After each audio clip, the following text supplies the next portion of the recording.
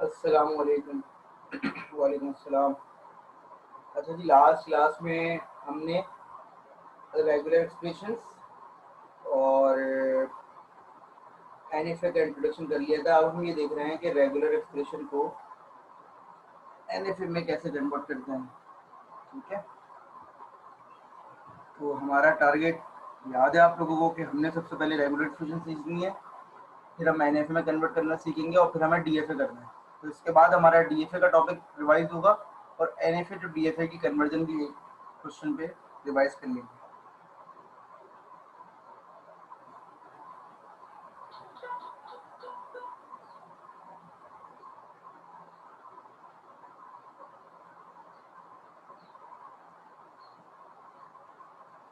चलिए टाइम ज़ाया नहीं करते, स्टार्ट करते हैं। तो ये स्क्रीन आपके सामने शो हो रही है। If you remember from the last class हम लोगों ने रेगुलर एक्सप्रेशन कर ली थी और एनएफए का भी इंट्रोडक्शन दे दिया था। फिर मैंने कहा था कि भाई अगर आपको रेगुलर एक्सप्रेशन को कन्वर्ट करना हो एनएफए में तो बेस केसेस क्या है कि फर्स्ट कीजिए कि आपको सिर्फ एप्सिलॉन को कन्वर्ट करना। ऑल्दो कि ये स्लाइड भी हो चुकी थी आगे की, लेकिन हम थोड़ा सा इसको वहीं से पीछे से रिवाइज कर रहे हैं। बेस केस क्या है कि अगर दो स्टेट्स को आपस में कनेक्ट करना हो विदाउट एनी ट्रांजिशन, दो स्टेट्स को आपस में कनेक्ट करना हो विदाउट एनी ट्रांजिशन, तो आप सिंपल उनके बीच में एप्सिलॉन लगा सकते हैं। ये देखिए, एप्सिलॉन से कनेक्ट कर सकते हैं। और एक सिंगल केस क्या है कि अगर आपने दो स्टेट को कनेक्ट करना हो तो ये वाली जो एनएफए है इसकी रेगुलर एक्सप्रेशन कहलाएगी epsilon, only epsilon. I believe कि पिछले हफ्ते का लेक्चर आप लोग रिवाइज करके आए होंगे। तो ये वाली जो रेगुलर एक्सप्रेशन है ये कहलाएगी सिर्फ एप्सिलॉन और ये रेगुलर एक्सप्रेशन कहलाएगी ओनली ए, कि भाई ये एनएफए जो है वो सिर्फ ए को एक्सेप्ट करता है। फिर मैंने आपसे कहा था कि अगर आप रेगुलर एक्सप्रेशन का कॉन्केट वाला रूल फॉलो करें तो वो कहता है कि R1 followed by R2। Although कि हम ये पढ़ भी चुके हैं, लेकिन थोड़ा सा मैं अगेन बता रहा हूँ कि R1 फॉलोड बाय R2 का मतलब क्या होता है कि R1 के बाद R2 आएगा। R1 can be any regular expression and R2 can be any regular expression. R1 followed by R2 का मतलब ये है कि R1 can be any regular expression. It's not about कि सिंगल कोई चीज हो। मतलब अगर मैं इसको थोड़ा सा यहाँ पर थोड़ा सा मजीद एक्सप्लेन करूँ तो ये बात कर रहा हूँ कि मैं इट माइट बी कि R1 जो है वो A प्लस बी हो और R2 भी A प्लस बी हो।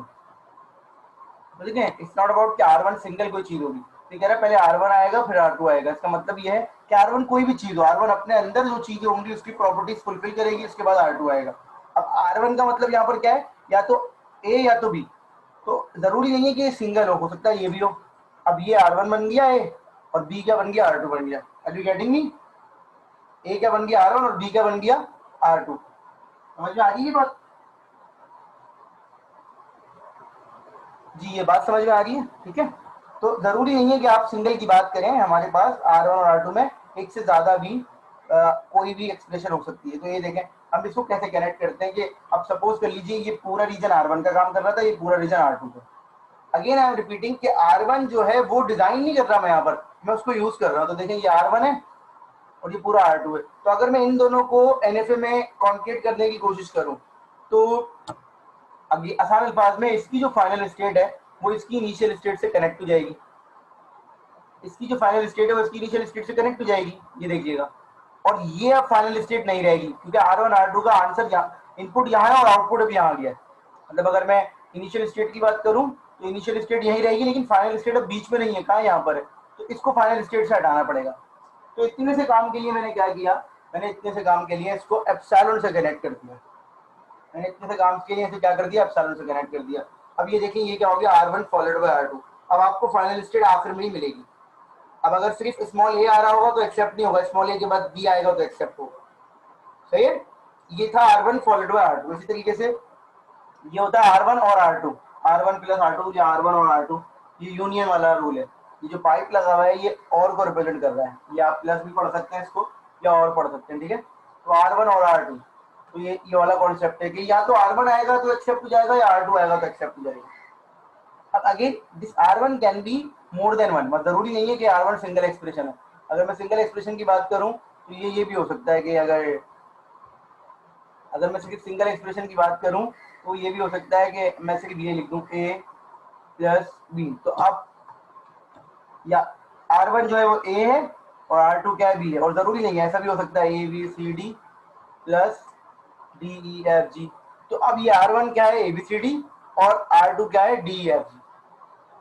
कॉन्सेप्ट समझ में आ रहा है? तो R1 और R2 को सिंगल चीज नहीं है, बस इनको कनेक्ट करना है। तो ये कहते हैं या तो R1 आएगा तब भी एक्सेप्ट हो जाएगा, या R2 आएगा तब भी एक्सेप्ट। तो इसका मतलब है we can have two ways. तो हमने क्या किया है, देखें, दोनों की इनिशियल स्टेट को आपस में कनेक्ट किया, क्योंकि हम ये पढ़ के आए कि ऑटोमेटिक के अंदर इनिशियल स्टेट एक ही होती है। ये हमें बात याद होनी चाहिए कि ऑटोमेटिक के अंदर इनिशियल स्टेट एक ही होती है। तो हमें इनिशियल स्टेट को कंबाइन करना है। हमने कैसे कंबाइन किया, इस लॉजिक से। जितने भी ऑटोमेटा आपके आपस में कंबाइन हो रहे हैं उन सबको कंबाइन करना है एप्सिलॉन से, और उनको एक इनिशियल स्टेट से कनेक्ट करना है। ये पॉइंट समझ में आ गया? क्योंकि ऑटोमेटा के अंदर इनिशियल स्टेट क्या होती है, एक ही होती है। ये पॉइंट समझ में आ गया? इसी तरीके से फाइनल स्टेट्स को आप ऐसे कनेक्ट कर देंगे, और इनको फाइनल स्टेट से हटा दें। तो ये बेसिक रूल है कि R1 और R2 को अगर बनाना हो, या R1 फॉलोड बाय R2 को बनाना हो, या आपको सिर्फ एप्सिलॉन को बनाना हो, या सिंगल किसी एक्सप्रेशन को। तो देखिए अब ये क्या हो गया आपका R1 और R2। इसी तरीके से आर क्लोजर, थोड़ा सा इन्होंने डीप में बताया हुआ है। आर क्लोजर का मतलब क्या होता है, पहले तो ये बताइए। आर क्लोजर रेगुलर एक्सप्रेशन का मतलब क्या होता है?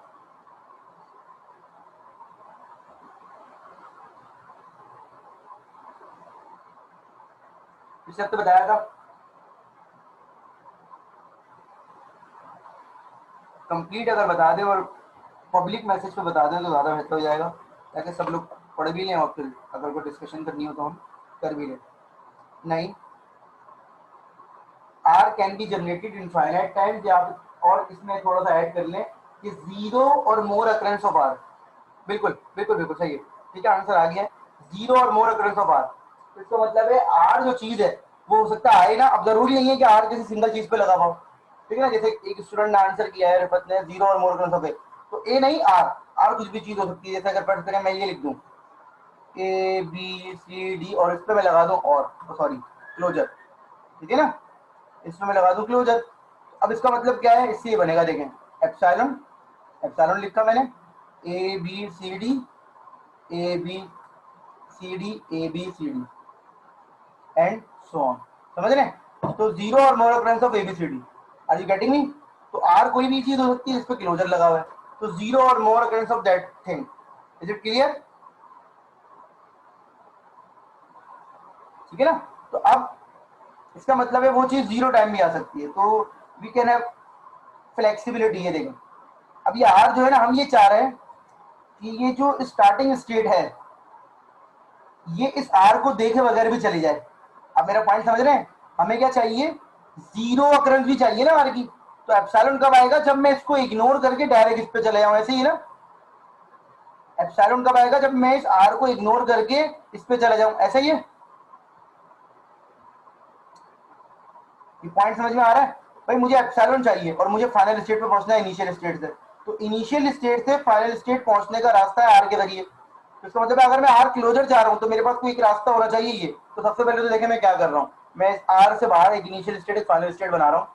मैं आर से बाहर एक इनिशियल स्टेट फाइनल स्टेट बना रहा हूं। क्यों बना रहा हूं ये बताता हूं। अब आ जाए, आर क्लोजर में एप्सिलॉन शामिल है, तो ये देखें इनिशियल को फाइनल से मैंने विदाउट डूइंग एनीथिंग कनेक्ट कर दिया। इसका मतलब है आप इनिशियल स्टेट पे खड़े में आप फाइनल पे डायरेक्ट जा सकते हैं विदाउट डूइंग एनीथिंग। इसका मतलब है आपने कोई ट्रांजिशन नहीं की, तो ये ट्रांजिशन क्या कहलाएगी, एप्सिलॉन ट्रांजिशन। क्या ट्रांजिशन कहलाएगी, एप्सिलॉन। ये पॉइंट समझ में आया? एप्सिलॉन इस तरीके से आपको मिल जाएगा, ऐसे मिल जाएगा ना आपको एप्सिलॉन। आपको आर क्लोजर से क्या चाहिए, जीरो और मोर अकरेंस ऑफ आर। आपको आर क्लोजर से क्या चाहिए बेटा, जीरो और मोर अकरेंस ऑफ आर। अब ये देखें, अब ये देखिएगा, अब आप क्या चाहते हैं कि आर एक दफा आने के बाद मजीद भी आ जाए, ऐसा ही है। आर एक दफा आने के बाद मजीद भी आ जाए, दो दफा भी आ जाए, तीन दफा भी आ जाए, चार दफा भी। देखें, अगर आपको एक दफा आर चाहिए तो आप उस रास्ते से चलिए। समझ में आ रही है बात? ऊपर वाले रास्ते पे देखें, अगर आपको एप्सिलॉन चाहिए तो यहाँ से चले जाए, अगर आपको एक दफा आर चाहिए तो यहाँ से चले जाए। ऐसा ही है, यहाँ तक समझ में आया? अब मुझे बताइए, अगर आपको बार बार आर चाहिए होगा तो आप क्या करेंगे इसमें चेंजेस? अगर आपको बार बार आर चाहिए तो आप क्या करेंगे इसमें चेंजेस? बहुत आसान सी बात है, इसलिए पूछ रहा हूँ।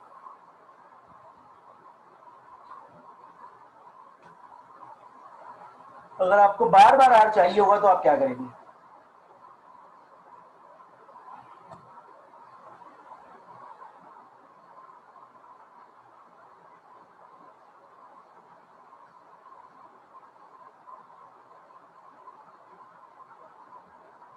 आर पे लूप नहीं।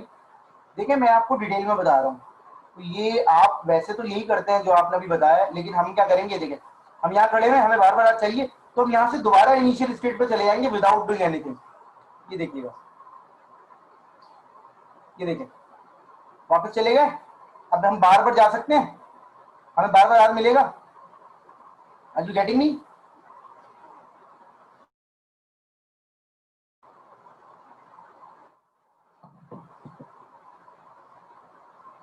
जी समझ में आ रही है ये बात कि मुझे अगर बार बार आर चाहिए होगा तो मैं क्या करूंगा, मैं फाइनल स्टेट से इनिशियल स्टेट पे दोबारा वापस आने की कोशिश करूंगा विदाउट डूइंग एनीथिंग।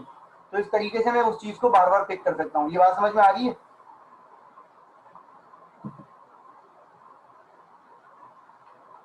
जी आवाज आ रही है सबको?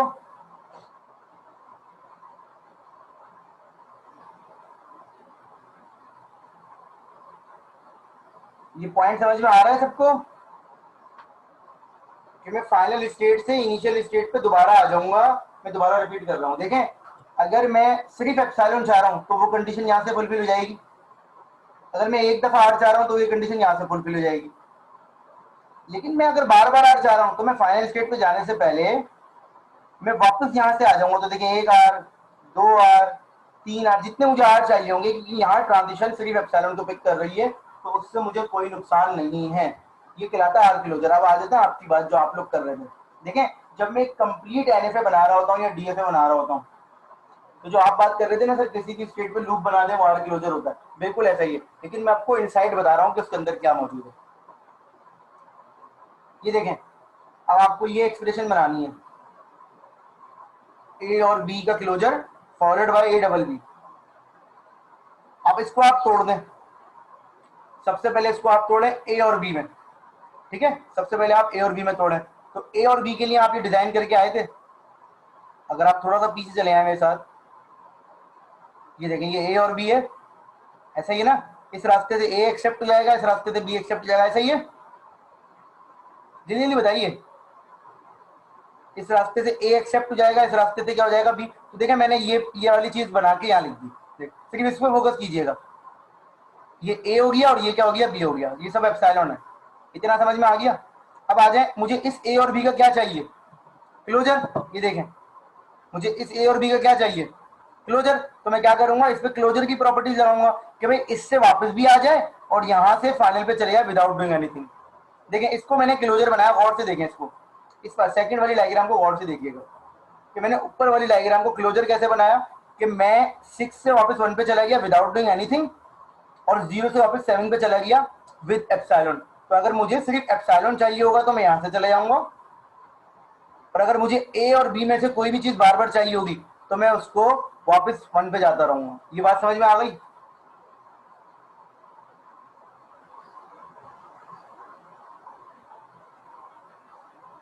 फिर उसके बाद क्या लिखा हुआ है आगे, followed by A double B.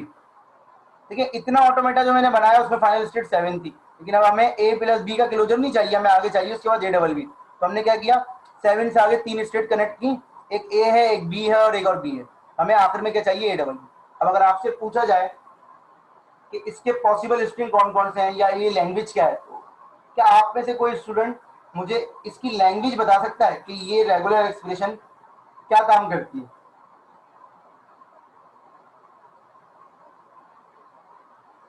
सबसे बेहतर जवाब क्या होगा इस रेगुलर एक्सप्रेशन का, कि अगर आपसे पूछा जाए कि ये रेगुलर एक्सप्रेशन की लैंग्वेज क्या है? नहीं, थोड़ा और बेहतर आंसर है इसका। देखिए आप लोग जो आंसर करते हैं ना वो स्ट्रिंग उसके अंदर आ रहा होता है, लेकिन मेरा पॉइंट ये होता है कि सबसे बेहतर क्या रिप्रेजेंट करें।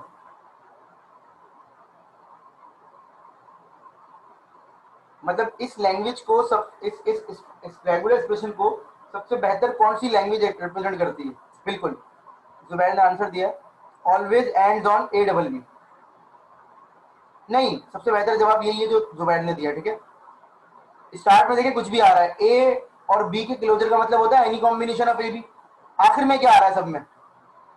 आप फाइनल तक जाने के लिए, आप फाइनल तक जाने के लिए क्या करेंगे, आखिर में ए डबल बी लाएंगे ना। इसका मतलब है सबसे बेहतर जवाब इसका ये है कि accept all the string which ends with A double B. Clear हो गई ये बात? Accept all the string over A comma B which ends with A double B. इसका सबसे बेहतर जवाब ये है ना, ये जवाब है कि ए डबल बी आता हो, सबसे बेहतर जवाब ये कि एंड में आता हो। क्लियर हो गई बात?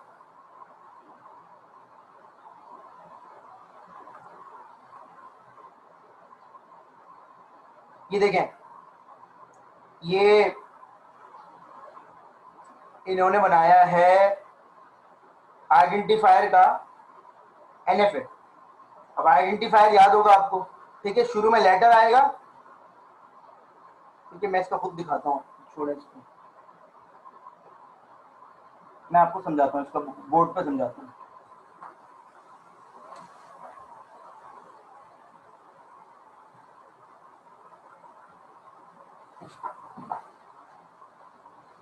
आइडेंटिफायर की लॉजिक क्या है, जरा सा एक्सप्लेन कीजिएगा आइडेंटिफायर की लॉजिक। जो हमारे कोर्स के अंदर आइडेंटिफायर था उसकी रेगुलर एक्सप्रेशन क्या थी कि शुरू में लेटर आएगा लाजमी, उसके बाद लेटर या डिजिट में से कोई भी चीज आ सकती है। ऐसा ही है ना, ये सिंपल रेगुलर एक्सप्रेशन थी, यही रेगुलर एक्सप्रेशन थी ना इसकी, कि स्टार्ट विद लेटर, लेटर का मतलब है ए से लेके बी तक, सॉरी ए से लेके जेड तक, स्मॉल या कैपिटल, और उसके बाद कोई भी चीज आ सकती है। ऐसे ही ना, इसको और कर रहा हूं मैं, और है, ठीक है, यही था ना, कि बात याद है? आइडेंटिफायर पता है ना क्या था? Identifier I am talking about variable. तो अगर मैं इसकी रेगुलर एक्सप्रेशन में आप बोलेंगे सर ये तो बहुत सिंपल है, देखें, इनिशियल स्टेट ए, आपने बोला सर स्टार्टिंग में सिर्फ लेटर आना चाहिए। अब लेटर एक एरे है, लेटर एक एरे है, उसके बाद क्या हुआ सर, अगर कम से कम एक लेटर आ गया तो ये फाइनल स्टेट पर है, क्योंकि मिनिमम रिक्वायरमेंट क्या है वेरिएबल के लिए, कम से कम एक होना चाहिए। मैं इंटीजर ए डिफाइन कर सकता हूँ ना, तो देखिए सिर्फ ए को एक्सेप्ट कर सकता है। मैं इंटीजर जेड डिफाइन कर सकता हूँ, तो ये सिर्फ जेड को एक्सेप्ट कर सकता है। और फिर उसके बाद कंडीशन क्या है सर, लेटर या डिजिट में से कोई भी चीज आ सकती है, लेटर या डिजिट में से कोई भी चीज आ सकती है।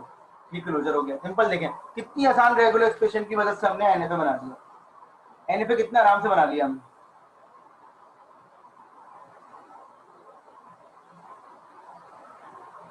समझ में आई बात? तो मेरा मेन टारगेट बेटा ये होता है कि मैं सबसे पहले रेगुलर एक्सप्रेशन लिखता हूँ। अगर मैं रेगुलर एक्सप्रेशन लिख लूँ, मैं देखिए मैं आपको कनेक्ट कर रहा हूँ चीजों को, तो प्लीज याद रखिएगा, अगर मैं रेगुलर एक्सप्रेशन लिख लूँ तो मुझे उसको एनएफए में कन्वर्ट करने में कोई मसला नहीं होता। देखें सिंपल सी बता रहा हूँ मैं आपको बात, मैं आपको दो चीज और करवा देता हूँ ताकि आपकी प्रैक्टिस हो जाएगी। देखें मैं ऐसे रैंडम लिख रहा हूँ, A plus B, A plus B closure. मुझे बताएं पहले इसकी लैंग्वेज क्या है, बल्कि इससे पहले ये वाली कर लेते हैं ताकि थोड़ा सा कॉन्सेप्ट क्लियर हो जाए।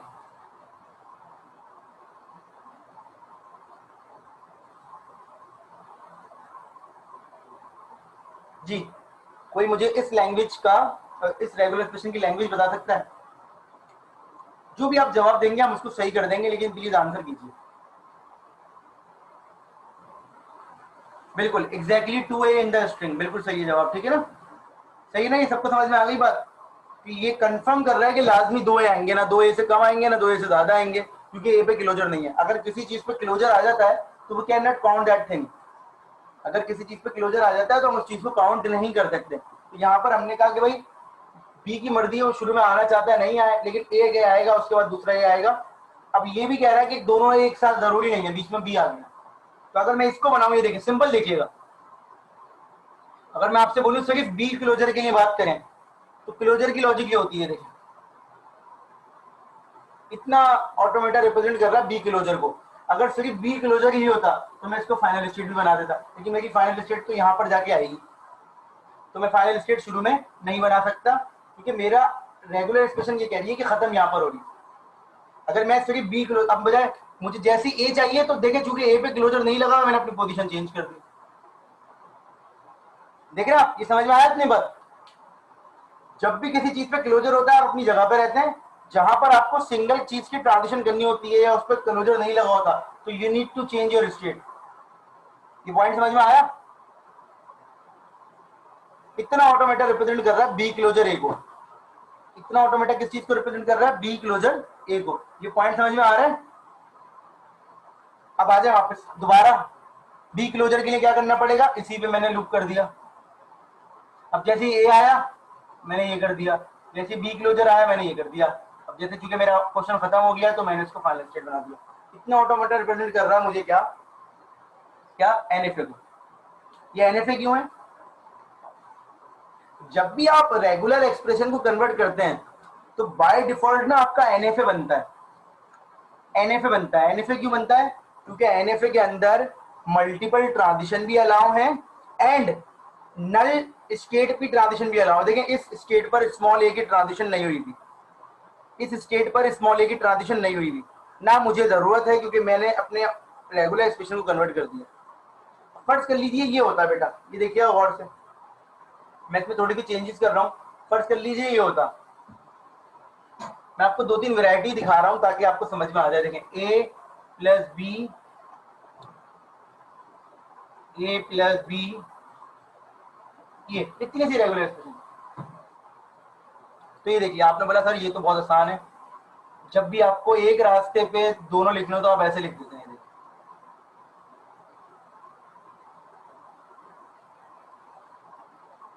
गौर से देखिएगा, पहले सिर्फ ए जा रहा था तो सिर्फ ए लिखा हुआ था, अब ए अभी में से कुछ भी जा सकता है तो ये लिख दिया। क्लियर हो रही है बात? ये बेस केस अगर आप समझ लेंगे और अपने दिमाग में बैठा लेंगे तो किसी भी रेगुलर एक्सप्रेशन को कन्वर्ट करने में आपको प्रॉब्लम नहीं होगी। अब अगर मैं इसी पे ये चेंजेस कर दूं, गौर से देखिएगा, मैं इस पे ये चेंजेस कर दूं कि मैं पहले तो आपको एक वेरिएशन दिखाता हूं फिर मैं दूसरे चेंजेस करता हूं।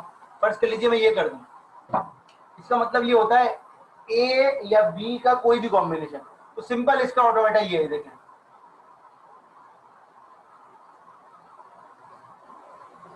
सिंपल इसका ऑटोमेटा ये, अगर ये बेस केस आप याद रख लें तो ये हर जगह यूज करते हैं, ए या बी का कोई भी कॉम्बिनेशन। इसी तरीके से अगर मैं थोड़ा सा और एक वैरायटी दिखाऊं इसकी तो ये देखिएगा, ए plus B, A plus B whole closure. जो लोग पढ़ चुके हैं ऑटोमेटा, इनफैक्ट सभी पढ़ चुके हैं, लेकिन जिन्होंने रिसेंटली पढ़ा है वो बता सकते हैं कि ये किस लैंग्वेज को रिप्रेजेंट कर रहा है, इसकी लैंग्वेज क्या है।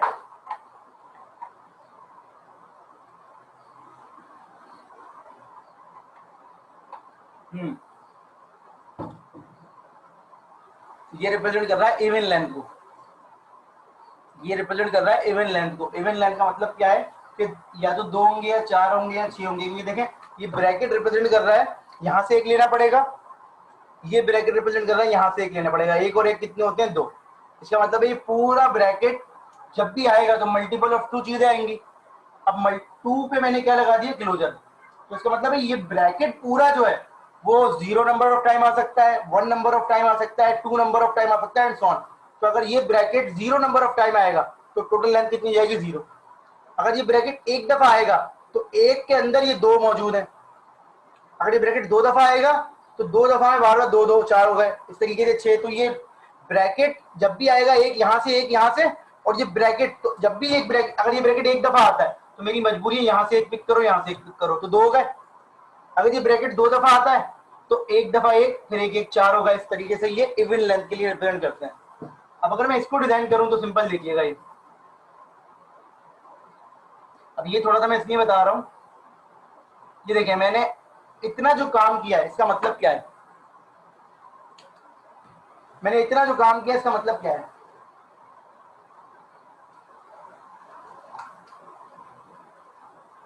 इतना जो मैंने एनएफए बनाया इसका मतलब क्या है कि अगर मैं कैपिटल बी पे खड़ा हुआ हूं तो मैंने एक करेक्टर देख लिया है, अगर मैं कैपिटल बी पे खड़ा हुआ हूं तो मैंने एक मेंबर देख लिया, ऐसा ही है ना। अगर मैं कैपिटल बी पे खड़ा हुआ हूं तो मैंने एक मेंबर देख लिया है। तो जब भी इस तरह के जो क्वेश्चन होते हैं जिसमें एक साइकिल चल रहा होता है कि 2 4 6 8, तो जहां से हमने शुरू किया होता है काउंटिंग पे हम वही वापस जाते हैं, देखिए, और इसको हमने फाइनल बना दिया। अब ये देखिए और से एक दो, तीन, चार, पांच, छ, सात, आठ, नौ, 10। जब भी यहां एंड करोगे तो इवन होगा, जब भी यहां एंड करोगे तो ऑड होगा। समझ में आई ये बात? जब भी यहां एंड करोगे तो ऑड होगा, जब भी यहां एंड करोगे तो इवन होगा। ये बात समझ में आई?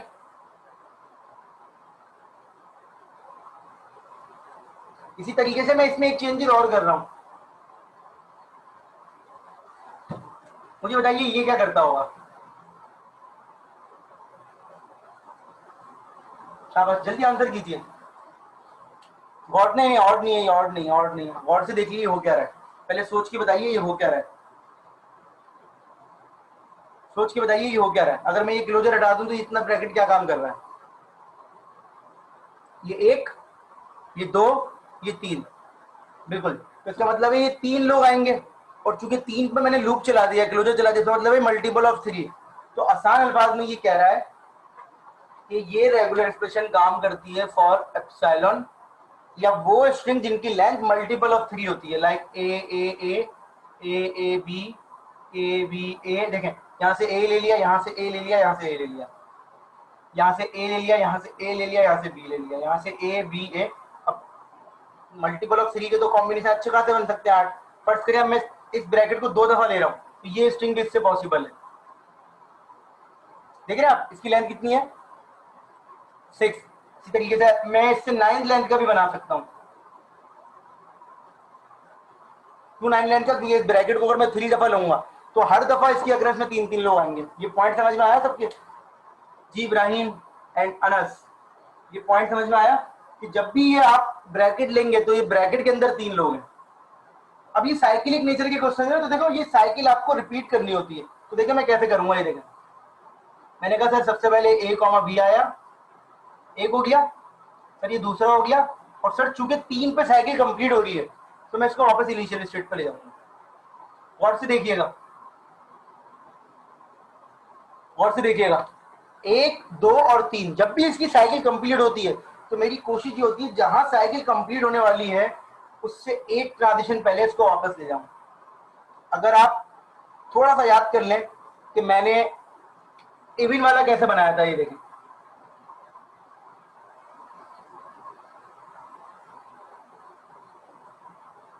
इवन की साइकिल कब कंप्लीट होती है? 2 पे होती है। इवन की साइकिल कब कंप्लीट होती है? 2 पे होती है। तो देखें, तो दूसरी ट्रांजिशन पे मैं इसको इनिशियल पे ले गया। इवन की साइकिल कब कंप्लीट होती है? 2 पे होती है। तो देखिए 1 और 2 पे मैं फौरन इसको इनिशियल पे ले गया। मल्टीपल ऑफ 3 की साइकिल कब कंप्लीट होगी? जब तीसरी लेंथ आएगी। तो देखिए 1 2 और तीसरी पे ले गया। समझ में आ रहा है कि आपने वापस इसको लेके जाना होता है आखिरी इंस्टेंट पर। अगर फर्स्ट करिए 4 होता, 4 लेंथ होती, तो मैं क्या करता, एक और आता और फिर 4 पे लेके जाता वापस। पॉइंट समझ में आ रहा है? ये कि जब भी मेरी साइकिल कंप्लीट होने वाली होती है मैं इसको वापस इनिशियल पे ले जाता हूँ। इस तरह के भी आपके क्लोजर होते हैं। देखिए लिखा हुआ क्लोजर है, ये लिखा हुआ क्लोजर है, लेकिन इससे पहले आपने जो क्लोजर देखे वो क्या करा आपने उसी स्टेट पे। देखिए अगर मैं ये बोलूँ ए क्लोजर, तो आप क्या बोलेंगे सर ये तो ये है, ये बनाएंगे ना, सिंपल ए पे लूप लगा देंगे। लेकिन ये सिंगल है चूंकि, लेकिन जब ये यूनियन वाली कहानी होती है तो आप ये करते हैं। देखिए आपने बोला सर ए प्लस बी, मतलब जिसमें कॉन्केटेशन हो रही है। लाइक अगर मैं इसको और चेंज करूं, मैं फर्क बताना चाह रहा हूँ सिर्फ क्लोजर का यहाँ पर, क्योंकि स्टूडेंट ये समझते हैं कि जब भी क्लोजर आएगा मैं फर्स्ट कहीं लिखा हुआ है ए बी सी क्लोजर। देखें तो मैं क्या करूंगा, ये देखें ए बी और सी, अब ये क्लोजर का काम कर रहा है। समझ में आ गई बात? इट्स नॉट अबाउट, इसके आगे लिखा हुआ है ए, तो मैं यहां से ए की ट्रांजिशन कर दूंगा। अब ये देखें, ये ब्रैकेट क्या करता रहेगा, एबीसी। जब भी एबीसी खत्म हो जाएगा तो आखिर में क्या आएगा, ये तो आखिर यहीं से आ रहा है। तो इस तरीके से ना सोच के डिजाइन किए जाते हैं। जब भी एक ब्रैकेट पे क्लोजर लगा हुआ तो उस क्लोजर को कैसे आप टैकल करेंगे वो मैं समझा रहा था आपको। उम्मीद करता हूं कि समझ में आ गया होगा। सही है? कोई सवाल है यहां तक?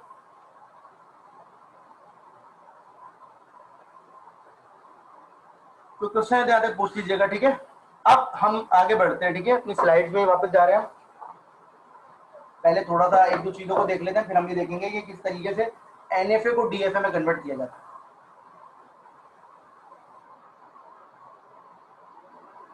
क्या क्या कह रहे हैं, बी पर क्या हुआ? जी बोलिए जी जासिर।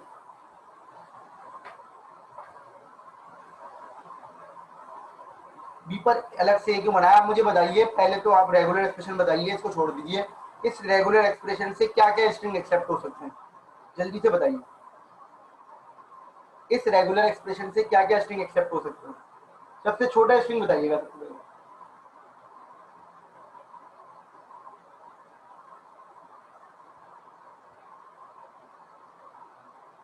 जीरो तो नहीं एक्सेप्ट हो सकता ना यार, क्योंकि ये ए लिखा हुआ है तो जीरो तो एक्सेप्ट नहीं हो सकता।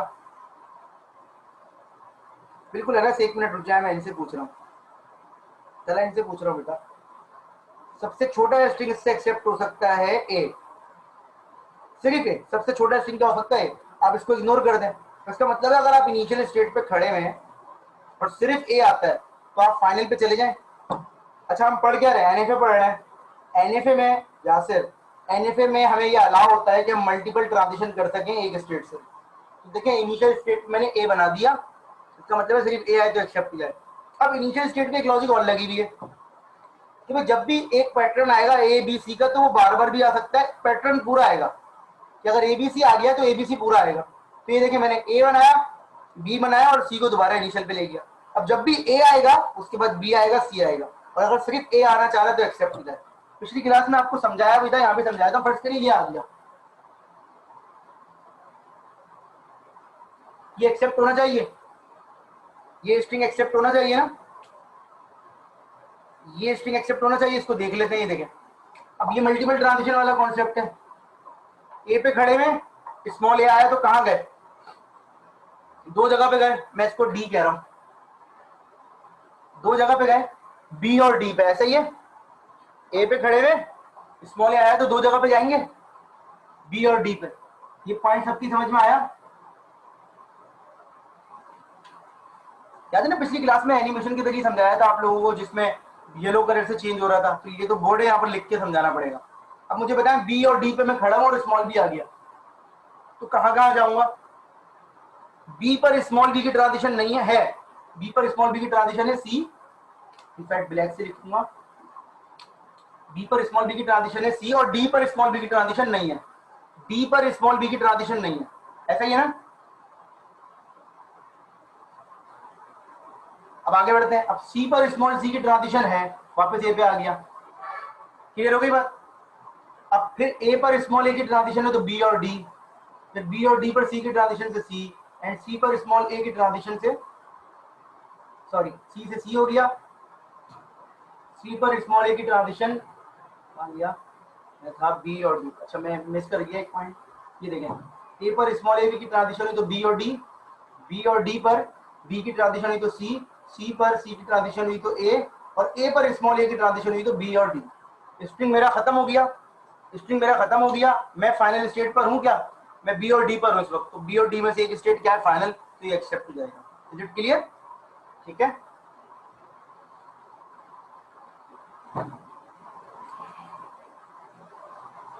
तो ये जो साइकिलिक वाले क्वेश्चन होते हैं ना, कि लोगों को ये, मैं फिर रिपीट कर देता हूँ एक चीज, बस मैं ना चाह रहा हूँ कि ये चीज क्लियर हो जाए। ठीक है, ये बनाने में और ये बनाने में थोड़ा सा फर्क है।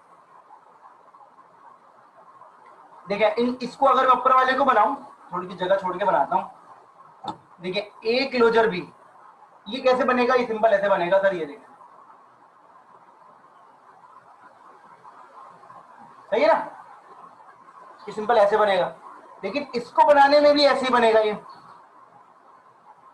आप क्या करेंगे? आप बोलेंगे सर ये देखें, ये तो ये भी ऐसे बन रहा है। अब आपको लग रहा होगा सर कि सर जब भी क्लोजर होता है तब आप स्ट्रेट पर लूप लगा देते हैं। इन दोनों अगर एग्जाम्पल को मैं सिर्फ करवा दूं तो स्टूडेंट ये समझते हैं, जो कि बिल्कुल अपनी जगह पर राइट है, कि सर जब भी किसी चीज पे क्लोजर आता है तो बस एक ही स्टेट पर लूप लगा दें। लेकिन क्लोजर में भी ना वैरायटी है। अगर ये चीज लिखी हुई हो तो अब फर्क है, अब फर्क है। फर्क ऐसे, ये देखें, आप बनाएंगे, ये देखें, आप बोलेंगे सर चूंकि ए के बाद बी की लॉजिक है तो मैं ए पे जाऊंगा, सॉरी फिर मैं बी पे जाऊंगा, और अब जो है मैं ये करूंगा बी। ये तो देखिए फर्क है, ये फर्क, क्लियर हो गई बात? प्लस में और इसमें फर्क है। आई होप कि ये क्लियर हो गया हो। क्लियर? ठीक है ना? तो ये अगर सिर्फ ये दो एग्जाम्पल करवाई जाए ना आपको, तो बिल्कुल आप कंफ्यूज हो सकते हैं। तो एक ये वाली एग्जाम्पल भी आपको वेरीफाई कर लेनी चाहिए।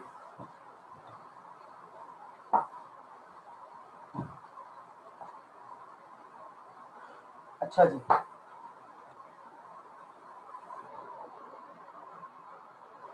ये वापस आ रहा हूं मैं इस पे, ठीक है?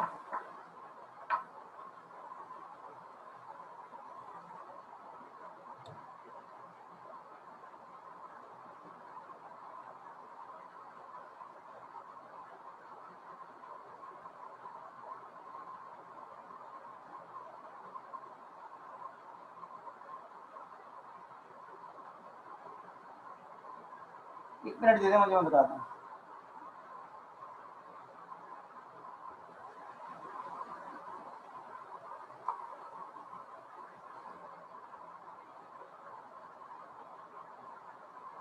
अच्छा जी, अब जो चैलेंजेस होते हैं स्कैनिंग में, इसके अलावा क्या होते हैं देखें। मैं थोड़ा सा पॉज कर रहा हूँ, उस पर कनेक्ट करूंगा मैं। अभी हमारा आखिरी टारगेट क्या है? हमें एनएफए को डीएफए में कन्वर्ट करना है। अब हमें एनएफए को डीएफए में कन्वर्ट करना पड़ रहा है, लेकिन उससे पहले हमें चैलेंजेस देख लेते हैं। तो सबसे पहला चैलेंज तो हमने बात कर ली थी कि how do we determine which lexeme are associated with each token. ये बड़ा इंपॉर्टेंट पॉइंट है। ये मेरा पहला पॉइंट जो ब्लू हो गया हुआ हाईलाइट, जरा इस पॉइंट को पढ़ लीजिए और मुझे बता दीजिए कि इसका कॉन्टेक्स्ट क्या है, किस बात कर रहा है। हम लेक्सिकल एनालाइजर पढ़ रहे थे। लेक्सिकल एनालाइजर में हमने ये चीज पे फोकस किया कि भाई हमें एनएफए बनाना पड़ेगा और उसके लिए डीएफए बनाना पड़ेगा। हमने रेगुलर एक्सप्रेशन पढ़ी, एनएफए में कन्वर्ट किया। अब हमारे पास एक सवाल आ गया कि how do we determine which lexeme are associated with each token. मतलब क्या है इस सवाल का कॉन्टेक्स्ट ये है। सपोज कर लीजिए कि एक आपके पास टोकन जनरेट हो सकता है फॉर का, और फॉर के लिए रेगुलर एक्सप्रेशन क्या है? Only for. और इसी तरीके से एक टोकन जनरेट हो सकता है आइडेंटिफायर का, और उसकी रेगुलर एक्सप्रेशन ये लिखी हुई है। मैं आपको इसको एक्सप्लेन करता हूँ।